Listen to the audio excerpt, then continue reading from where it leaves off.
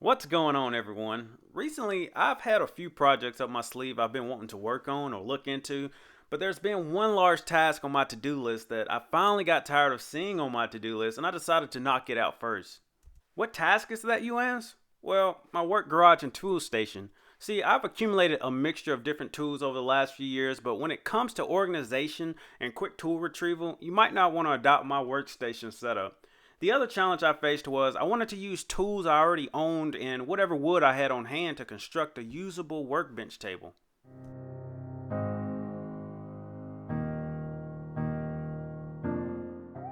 So the first step in mind was to start clearing out the entire area so I could get a better visual of what I'm working with and get some measurements of the workspace.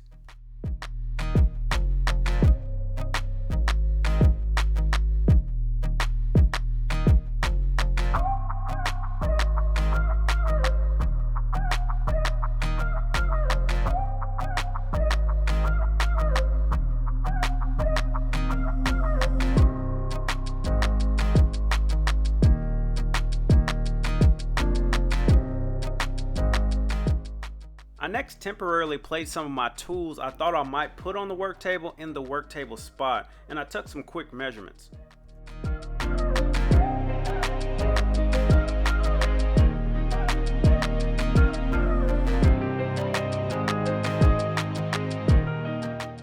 Now, as I mentioned before, my goal was to not spend any extra money on tools or wood to make this workbench table to try to reduce my waste and to not waste money.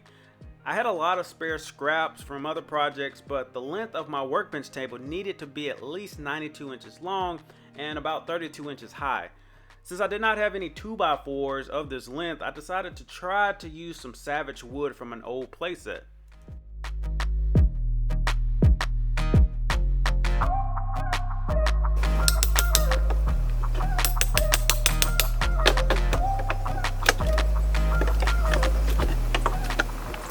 After about 30 minutes of trying to salvage different pieces of wood, this is what I ended up with.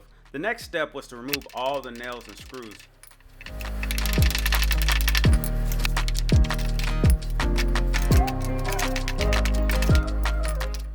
Next, I took the wood pieces to my sander to try to get rid of some of the rough areas. I really wasn't too concerned about cosmetics or looks such as leftover paint since it was going to be used as a simple garage workbench table.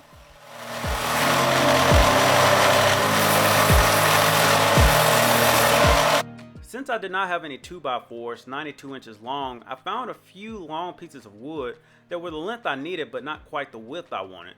So I decided to just screw two other pieces together to get something close to a 2x4 in size, which you will see shortly.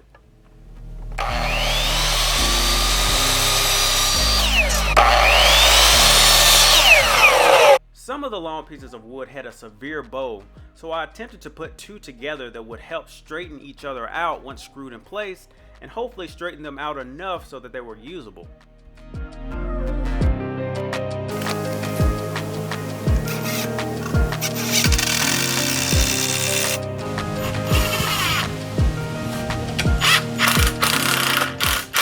After screwing the pieces together, this is what they look like. I next began cutting down the Savage pieces of wood down to the sizes I needed. To help create a flush surface between the workbench top surface and to make the 2x4s the same width as my 92-inch pieces I screwed together, I trimmed some of the 2x4s down with my table saw. When it came to spacing out my work surface wood supports, I went with about 14.5 between each one, which I thought would be more than enough to support the tools I plan to put on the workbench.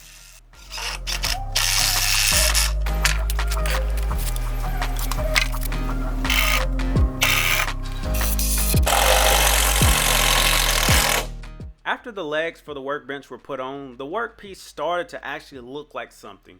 Again, I wasn't too worried about cosmetics for the project, but more concerned about sturdiness.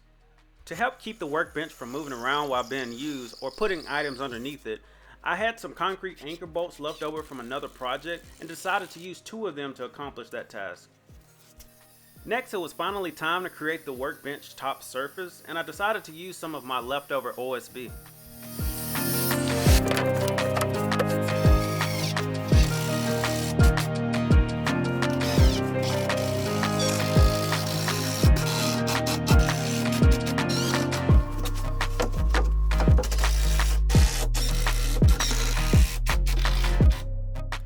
After spending about an hour with my wife reorganizing most of the tools in the workspace and giving items a new home, this is how it turned out.